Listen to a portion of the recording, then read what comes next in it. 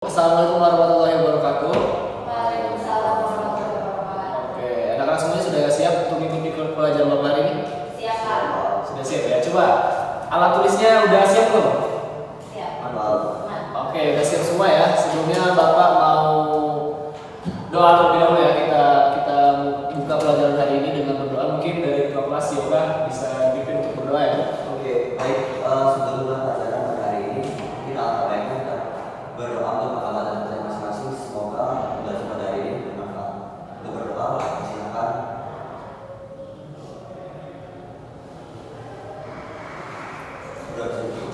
Oke, terima kasih Yoga. Sebelumnya Bapak mau absen terlebih dahulu ya, kehadiran dulu. Nanti yang Bapak panggil namanya bisa katakan hadir atau angkat tangannya aja ya. Pertama Dinda Maharani hadir. Hadir, Pak. Oke, Dinda hadir ya. Yoga Nitya hadir. Jadi, Pak. Hadir semua ini, ada yang sakit nggak? Hadir semua, Pak. Hadir semua ya. Oke. Oke.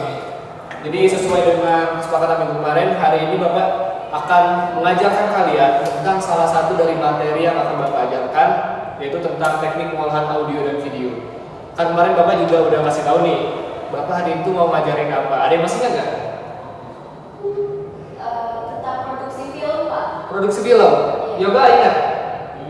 Tentang Apa? bisnis audio dan video, Pak. Jenis-jenis audio dan video. Oke, hampir benar ya. Jadi sebenarnya Bapak hari ini tuh mau mengajarkan anak-anak semua tentang salah satu teknik dibalik pembuatan cuplikan di video ini. Anak-anak semua tahu nggak ini salah satu cuplikan dari film apa? Avatar. Avatar. Udah pernah nonton ini berarti?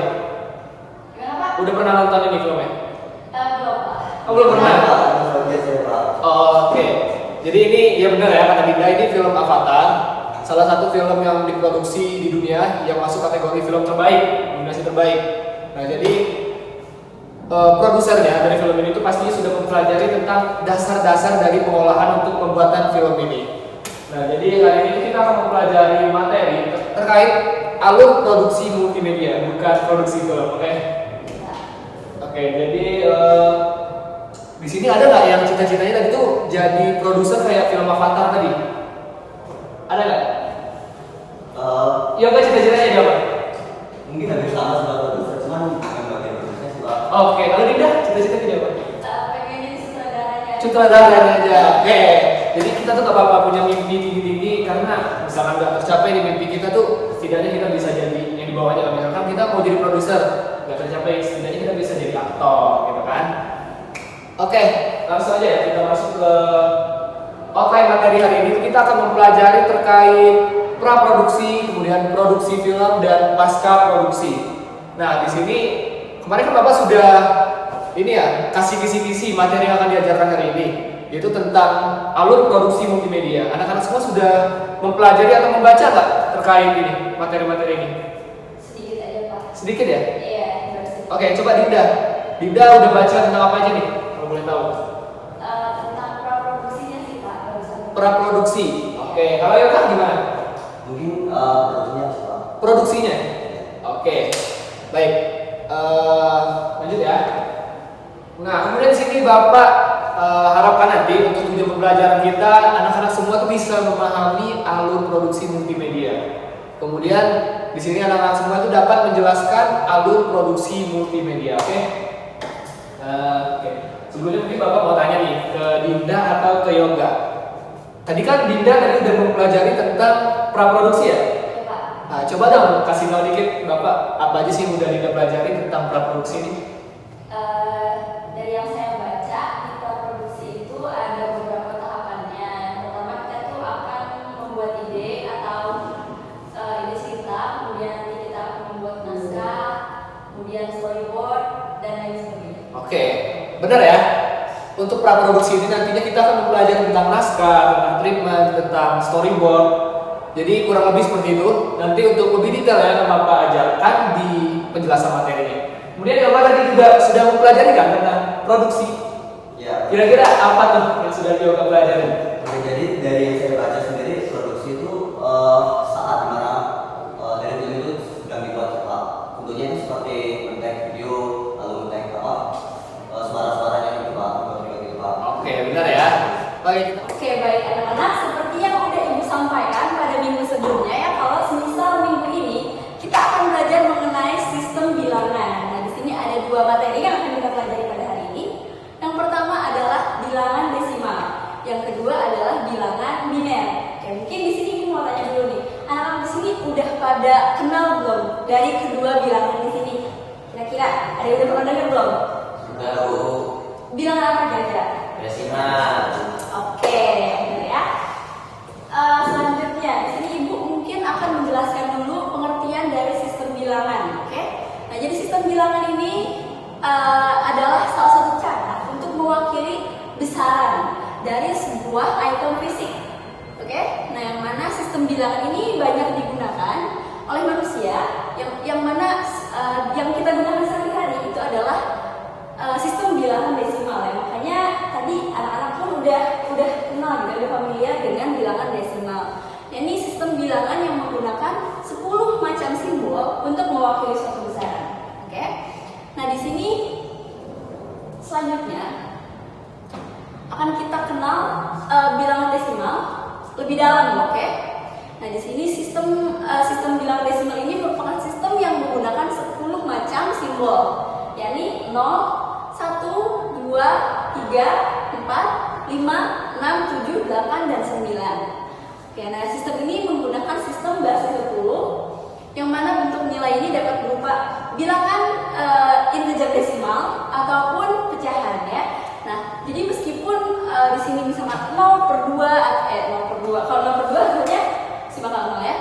Nah, mungkin 1/2 ataupun mungkin 3/4, nah itu merupakan bagian dari bilangan desimal. Oke. Nah, selanjutnya adalah bilangan biner. Nama lain dari bilangan biner ini adalah bilangan basis 2. Oke. Kenapa dikatakan bilangan basis 2?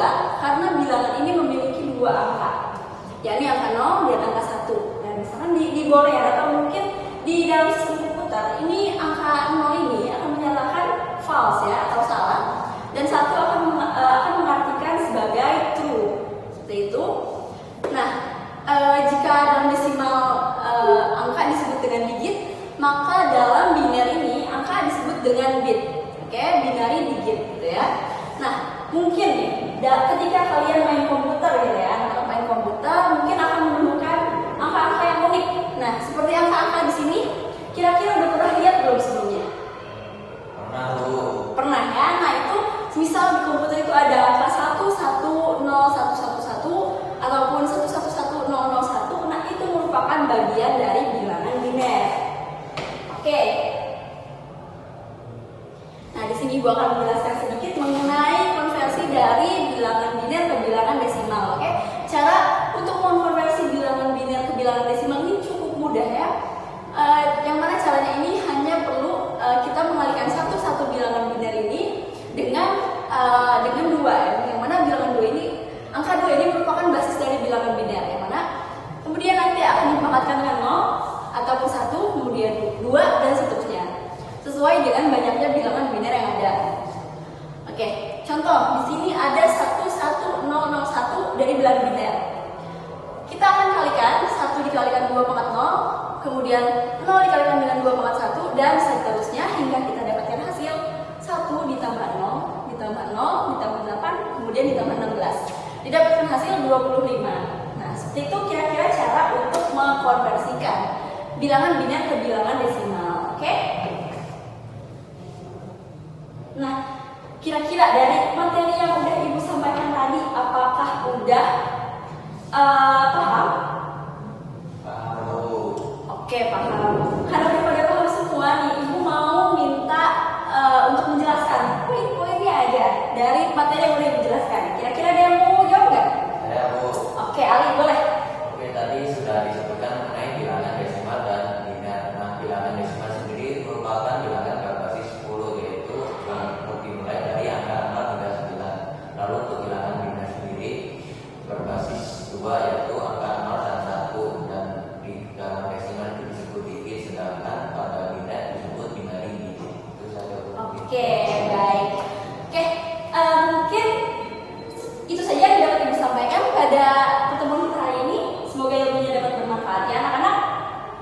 Oke, pada hari ini kita akan membahas tentang sistem basis data. Kira-kira ada yang tahu nggak sistem basis data itu apa? Kurang tahu Pak. Pernah tahu ya? Oke, karena pernah tahu mungkin saya akan menjelaskan pada slide berikutnya, bukan pada slide sini. Oke, kira-kira dari gambar tersebut yang ada di depan, ada yang tahu nggak gambar apa? Mungkin dari Alis terlebih dahulu. Lemari Pak. Lemari ya? Oke, ini dari bentuknya ya, Pak ya. Kalau dari Ina sendiri, Lemari yang isinya dokumen arsip kayaknya Pak. apa? Lemari yang isinya ada arsipnya Pak. Arsipnya yang dari sini ya? Iya. Nah, kayak lemari itu. Oke, zaman kalian itu mungkin bisa diterima. Betul, lemari yang ada arsipnya. Oke, langsung ke slide selanjutnya. Nah, karena kalian kan tadi belum mengerti apa itu sistem basis data dan juga apa tadi dari gambar yang sebelumnya telah ditunjukkan, mungkin saya akan menjelaskan sedikit singkat dari konsep yang tadi telah dijelaskan. Dari sistem basis data itu sendiri mempunyai dua kata, yaitu ada dari basis sendiri yang mempunyai arti yaitu sebagai tempat penyimpanan atau gudangnya panasnya, dan juga ada tanya berasal dari arsipnya, yaitu menyimpan sesuatu data-data atau fakta-fakta yang menggambarkan suatu informasi.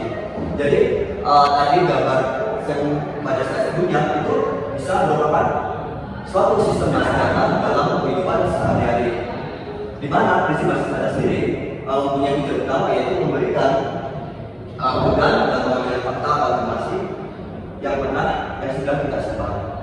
Oke, untuk selanjutnya. Nah, dalam operasi dasar basis data, jadi operasi dasar basis data itu ada operasinya. Kira-kira dari kalian sendiri ada yang di CUD? Saya cuma tahu create aja Pak. Ini-nya? Iya. Nah, di CUD ada itu tahu yang C-nya? Iya, sama ini kayak Pak. Ring. Iya. Kalau dari kalian sendiri ada yang tahu dari CUD? Mungkin saya di D-nya Pak, D-Red. Kalau punya mungkin update gitu. Oke ya. Oke, jadi dari konsep operasi basis data itu sendiri bisa menggunakan CUD, yaitu untuk C-nya itu create, bisa menggunakan create table untuk membuat suatu tabel. Kalau untuk CRR dan di sini bisa melihat tabel dari plan select. Kalau untuk CRUD itu update, kita bisa mengupdate datanya. Itu salah satu contohnya yang bisa ke dalam database. Lalu CRUD delete di sini yaitu penghapusan. Bisa menggunakan satu table yaitu menghapus tabel yang telah terdapat. Oke, itu selanjutnya yaitu komponen sistem basis data. Nah, jadi dalam komponen sistem basis data itu sendiri ada 5 komponen, yaitu mulai dari hardware, operating system, database, DBMS, dan juga menggunakan mungkin dari kata tersebut mungkin kalian sudah beberapa yang tidak tahu ya. Oke, untuk selanjutnya yaitu sebenarnya di games saya ingin kalian mencocokkan 3 kata tersebut dengan komponen yang sudah saya jelaskan sebelumnya. Oke, mungkin supaya tidak lupa, saya menaruh komponen-komponen yang tadi dijelaskan di slide sebelumnya dan dari sini supaya tidak lupa. Mungkin dari komponen sendiri ada yang tahu nggak komponen itu masuk ke komponen yang mana? Mungkin bisa katakan dari Ali sendiri. Komputer itu perangkat keras Pak. Perangkat keras. Oh, dari sendiri komputer masalah. Sistem operasi ini Pak. Itu operasi ya? Iya. Oke, kita akan dulu ya mungkin sampai terakhir. Untuk tabel, kira-kira karena di yang komputer dari Ali mungkin dari berapa dulu? Tabel itu kayaknya di database Pak. Database ya? Yang dari Ali? Mungkin DBMS Pak. DBMS, oke, DBMS sudah beda ya berarti ya. Lalu programmer, kalau programmer? Coba dulu nih, Pengguna Pak. pengguna. Gimana? Iya, sama Pak. Pengguna ya, oke, programmer pengguna. Oke, kita akan saya akan kasih jawabannya. Nah, jadi untuk komputer, betul yang dikatakan Ali yaitu perangkat keras. Lalu untuk yang tabel, sekarang yang tabel itu benar kata kita itu database dan juga programmer. Dua-duanya itu benar programmer. Oke. Mungkin itu saja atau tidak saja. Mungkin kita bisa katakan untuk pelajaran pada hari ini.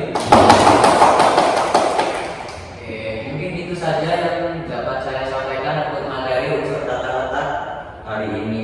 Nah, mungkin dari kalian sendiri apakah ada pertanyaan? Sudah paham Pak? Saya tadi masih bingung Pak sama apa ya? Sama penjelasan untuk tata letak tadi Pak. Mungkin saya tadi agak ngantuk ya Pak. Bisa diulangi ya Pak? Oke, mungkin saya jelasin secara singkatnya ya. Nah, untuk titik itu merupakan bagian terkecil dari tata letak itu sendiri. Lalu garis merupakan gabungan dari titik yang satu ke titik yang lainnya. Lalu untuk ilustrasi itu merupakan gambaran bisa berupa sketsa, kartun ataupun yang lainnya yang menunjukkan ilustrasi dari suatu komponen. Lalu tipografi sendiri merupakan sebuah unsur yang mana menghias dari tata letak hurufnya, yaitu bisa berupa dari font, ukuran font, jarak antar baris ataupun spasi. Lalu untuk warnanya sendiri, warna itu merupakan spektrum dari cahaya putih yang nantinya dibiaskan menjadi beberapa warna. Lalu gelap terang sendiri merupakan suatu kedalaman cahaya yang dimiliki oleh suatu objek untuk menunjukkan seberapa gelap dan terangnya objek tersebut. Lalu tekstur merupakan yang mungkin kita jumpai pada kayu. Nah itu kan teksturnya tidak rata ya, jadi mungkin seperti itu tekstur. Nah untuk ruang mungkin seperti kelas yang kita huni ini memiliki ruang yaitu panjang, kali, dan lebar. Mungkin itu yang dapat saya sampaikan. Apakah kurang jelas? Jelas Pak. Oke, mungkin itu ya. Apakah ada yang mau menyampaikan rangkuman dari materi tadi? Saya Pak. Oke, silakan Dinda. Oke baik, tadi juga sudah dijelaskan secara singkat. Jadi dari unsur tata letak ini memiliki beberapa unsur. Ya, ini ada titik, garis, kemudian ada ilustrasi, ada warna. Seperti itu tadi Pak yang dapat saya tangkap dan saya rangkum. Oke, makasih Dinda. Nah, silakan Dinda. Mungkin saya ingin menambahkan ya Pak. Tadi Dinda kan sudah menyampaikan bahwa unsur tata letak itu ada titik, ada garis, ilustrasi, tipografi, sama warna. Saya ingin menambahkan bahwa di unsur tata letak ini seperti yang sudah Bapak jelaskan, ada tambahan yaitu gelap terang, tekstur, dan ruang. Untuk tekstur tadi itu yang seperti Bapak jelaskan, seperti yang bagian-bagian pohon itu Pak, ada bisa diraba-raba itu, bisa dirasain Pak teksturnya. Kemudian untuk ruang tadi seperti yang penjelasan Bapak, volumenya apa itu volume ruang misalkan kelas kita ini Pak. Ya, mungkin itu dia Pak. Oke, udah cukup baik ya jawaban dari Imran dan Dinda. Nah mungkin dari sini mungkin saya akan memberikan penugasannya. Jadi untuk tugasnya sendiri merupakan pilihan ganda. Nah nanti total soalnya ada 5 soal. Nanti saya upload di Classroom dan saya kabarin di grup chat ya. Nah mungkin itu sih yang dapat saya sampaikan untuk materi itu. Mohon maaf Pak, saya ingin bertanya untuk jawabannya itu nanti kita jadiin PDF atau apa aja Pak? Mungkin dijadiin PDF aja biar tidak bisa diedit oleh teman lainnya. Ternyata ada satu template. Masih Pak. Oke, mungkin saya sampaikan untuk materi minggu depannya sendiri yaitu prinsip dasar desain, dan itu masih berhubungan dengan materi ini karena materi ini merupakan dasar dan akan berlanjut hingga akhir dari mata pelajaran ini. Nah mungkin itu saja. Semoga kalian pada pembelajaran hari ini dapat bermanfaat dan masih bisa bersungguh-sungguh hingga akhir dari mata pelajaran ini. Sebelum mengakhiri pelajaran, mungkin dari kalian ada yang ingin memimpin doa? Oke, silakan Pak. Mungkin karena kita telah mempelajari hari ini pelajaran yang cukup bermanfaat, pada baiknya kita berdoa supaya pelajaran tadi bisa diterima. Berdoa dimulai.